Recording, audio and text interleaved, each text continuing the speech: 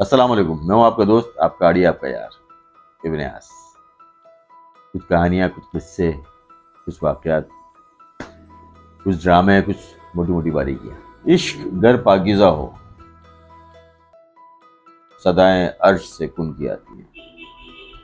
عشق گر پاکیزہ ہو، صدائیں عرش سے کن کی آتی ہیں۔ واہ واہ۔ آج ہم بات کریں گے انسانوں کی اور پاکیزگی کی۔ پاکیزگی کیا ہے؟ آپ کا دماغ فوراً طہارت پر گیا ہوگا۔ طہارت بدن کی پاکیزگی ہے۔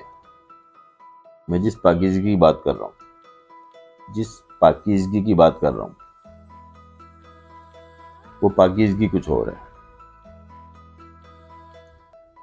میں نے بچپن سے اپنے علم کے مطابق جو سیکھا ہے، جو پڑھا ہے، جو سمجھا ہے، جو جانا ہے، میری سمجھ میں ایک ہی بات آئی ہے کہ خدا آپ سے دو چیزیں چاہتا ہے۔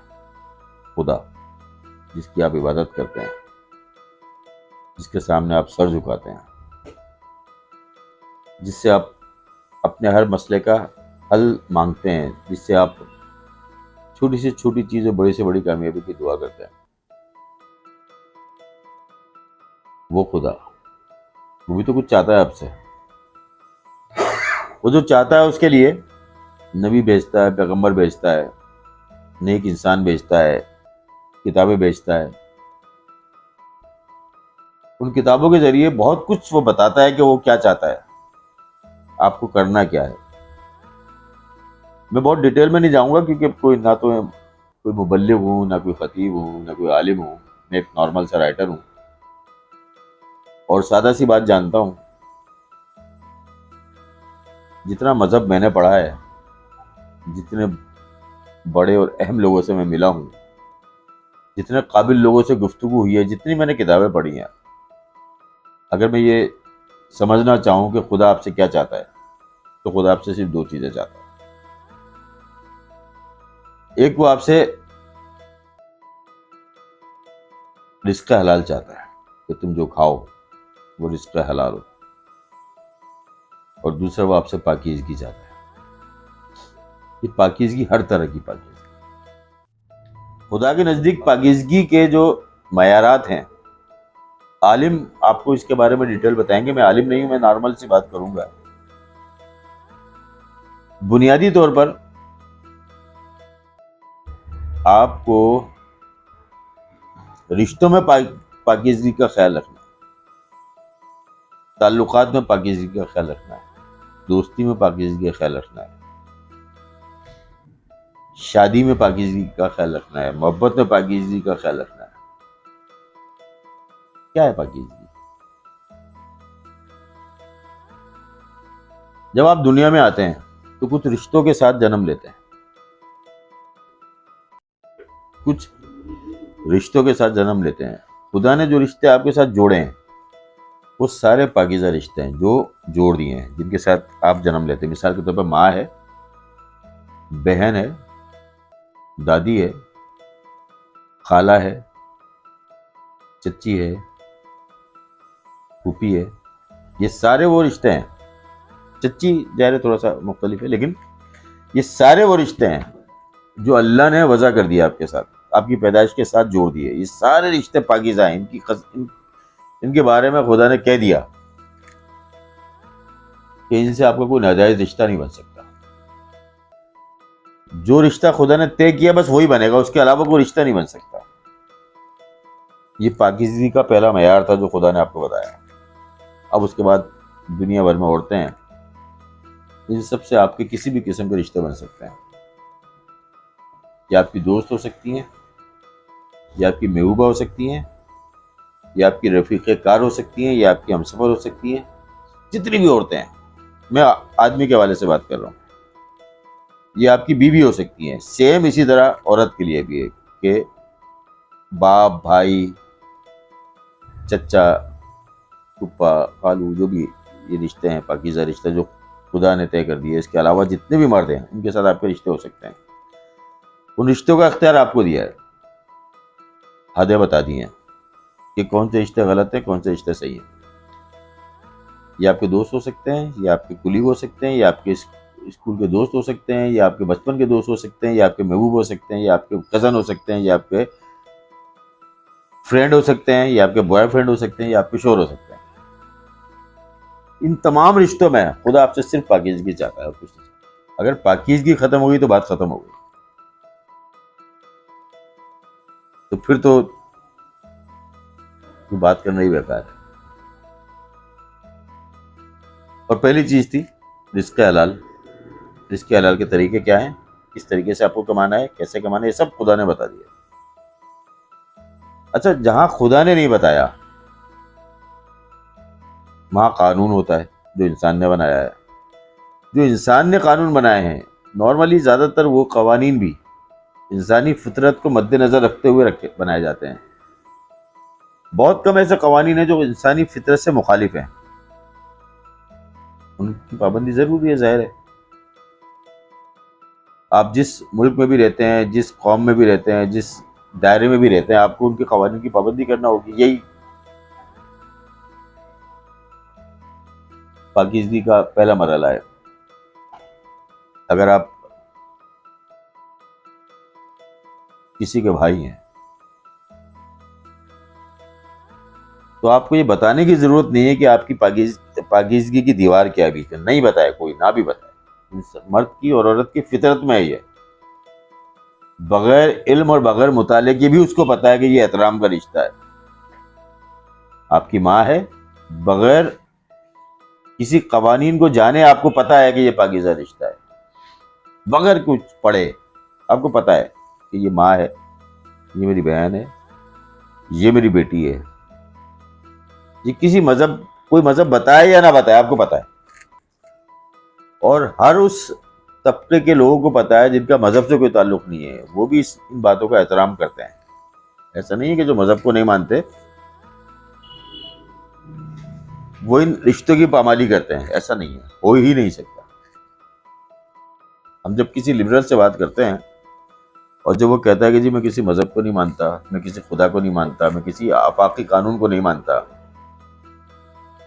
لیکن جو آفاقی رشتے بنے ہوئے ہیں ان کو مانتا ہے۔ کیوں مانتا ہے بھائی؟ وجہ، وہ ماں کا اس طرح احترام کرتا ہے جس طرح کا احترام مذہب بتاتا ہے یا قانون بتاتا ہے۔ وہ بہن کا بھی اسی طرح کا احترام کرتا ہے، وہ بیٹی کا بھی اسی طرح کا احترام کرتا ہے۔ کیوں؟ آپ کے اندر بلٹ ان ہے پاکیزگی کی، یہ جو رمق ہے نا، یہ آپ کے اندر بلٹ ان ہے، چاہے آپ لبرل ہوں، چاہے خدا کو مانے یا نہ مانے، مذہب کو مانے یا نہ مانے، آپ کے اندر بلٹ ان ہے۔ آپ اس کا احترام کرتے ہیں بغیر کسی وجہ کے۔ نہیں کرتے تو بتائیں۔ تو یہیں سے کہانی شروع ہوتی ہے پاکیزگی کی۔ آپ کو پتہ چل گیا کہ یہ رشتے پاکیزہ ہیں، ان کو پامال نہیں کیا جا سکتا۔ یعنی کہ آپ بنیادی طور پر مذہب پر ہی ہوتے ہیں، چاہے کتنے ہی لبرل ہو جائیں، کتنے ہی بے غیرت ہو جائیں، بنیادی طور پر آپ اس ڈی این اے پر ہوتے ہیں جو آپ کے اندر موجود ہے۔ اچھا، اب یہ مت سمجھے گا کہ میں مذہب کی تبلیغ کر رہا ہوں، میں نارمل بات کر رہا ہوں۔ اگر آپ مذہب کو اور خاص طور پر قرآن مجید کو بھی غور سے پڑھے تو جگہ جگہ ایک جملہ لکھا ہوا ملے گا آپ کو۔ وہ جملہ یہ ہے کہ انسان اپنی فطرت پہ ہے۔ یہ فطرت کیا ہے؟ فطرت کو آپ سائنسی زبان میں ڈی این اے کہہ لیں۔ فطرت کو آپ سائنسی زبان میں ڈی این اے کہہ لیں۔ ڈی این اے اصل میں انسان کی فطرت ہے جو بدل نہیں سکتی۔ اس میں کچھ اوپر نیچے ہوتا ہے انسانوں کی ملاپ سے، لیکن فطرت جو ہے وہ آپ کا ڈی این اے ہے۔ مثال کے طور پر میں آپ کو یہ بتاؤں کہ کسی قانون اور کسی مذہب کی ضرورت نہیں ہے کہ آپ کو پتہ کہ جھوٹ بری چیز ہے۔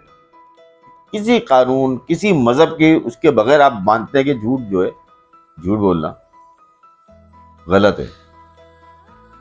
کسی بھی مذہب اور کسی بھی قانون کے بغیر آپ یہ مانتے ہیں کہ دھوکہ دینا کسی کو یہ غلط ہے۔ کسی بھی مذہب اور کسی قانون کے بغیر آپ یہ جانتے ہیں کہ لوئل ہونا کتنی بڑی خوبی ہے۔ کسی بھی قانون اور کسی بھی مذہبی تعلیم کے بغیر آپ یہ بات جانتے ہیں اور یہ مانتے ہیں کہ کسی کا مال آپ پر جائز نہیں ہے. آپ مذہب کو مانتے ہو یا نہ مانتے ہو، نہ بھی مانیں، آپ کو چوری کیا ہوا مال لگتا ہے کہ یہ غلط ہے.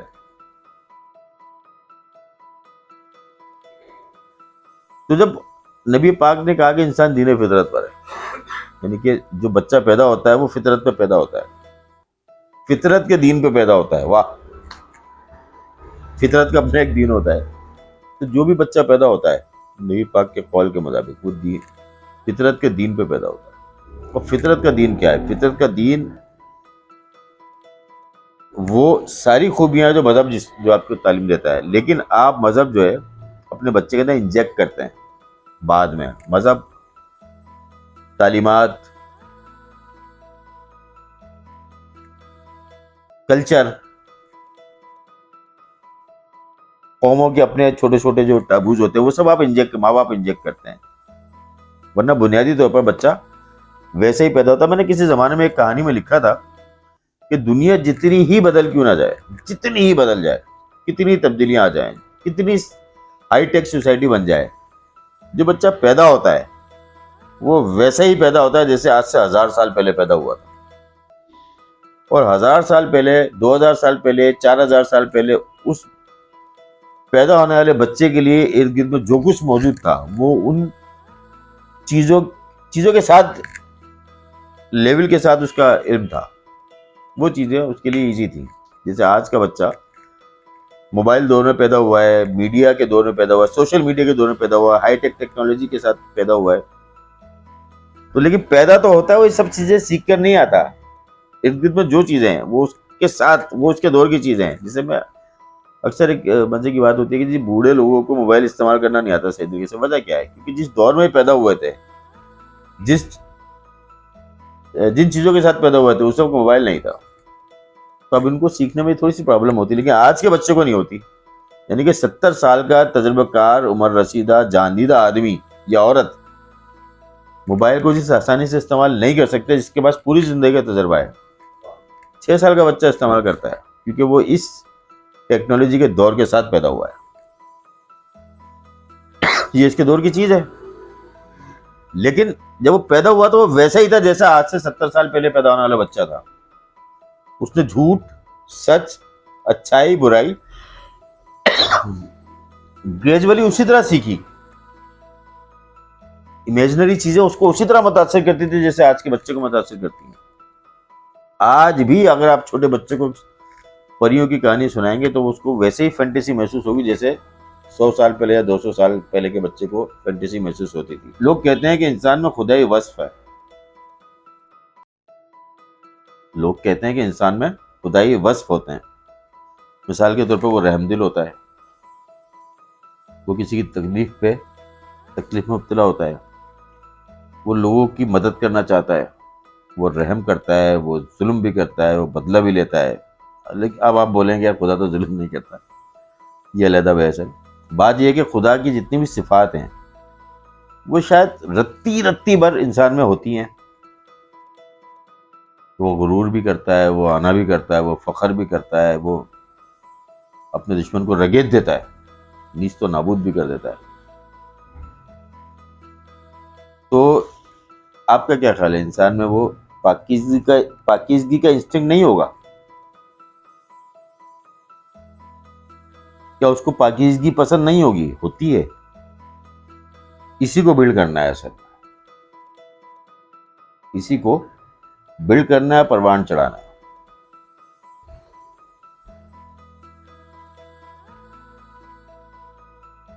آپ نے کبھی نوٹ کیا ہوگا کہ جی عورت جو ہے اپنے شوہر کا دوسرا تعلق برداشت نہیں کرتی ہے، شیئر کرنا نہیں چاہتی ہے. یہ خدائی وصف ہے، یہ بلٹن ہے اس کے اندر. خدا بھی شیئر نہیں کرنا چاہتا. عورت شیئر کیوں نہیں کرنا چاہتی؟ بنیادی طور پر وہ اپنے مرد میں پاکیزگی چاہتی ہے. خدا بھی تو یہی چاہتا ہے. اچھا آدمی بھی یہ چیز برداشت نہیں کرتا کہ وہ جس عورت کو پسند کرتا ہے، جس عورت کو چاہتا ہے، جس سے محبت کرتا ہے، یا جو اس کی بیوی ہے، بیوی میں نے آخری مرحلہ کا، کیونکہ بیوی تک پہنچنے میں درمیانے سارے مرحلے آتے ہیں. کسی کو پسند کرتا ہے، کسی سے پیار کرتا ہے، کسی کا پیار ہوتا ہے، کسی کے ساتھ زندگی گزارنا چاہتا ہے، اور آخر کار شادی کرتا ہے کسی سے. ان ساری عورتوں میں وہ صرف ایک چیز دیکھنا چاہتا ہے کہ وہ صرف اس کو چاہے، اس کے علاوہ کسی اور کی نہ ہو. یہ کیا ہے؟ اس کو وفا شفا جو بھی نام دیں، اصل میں آدمی بھی عورت سے صرف پاکیزگی چاہتا ہے.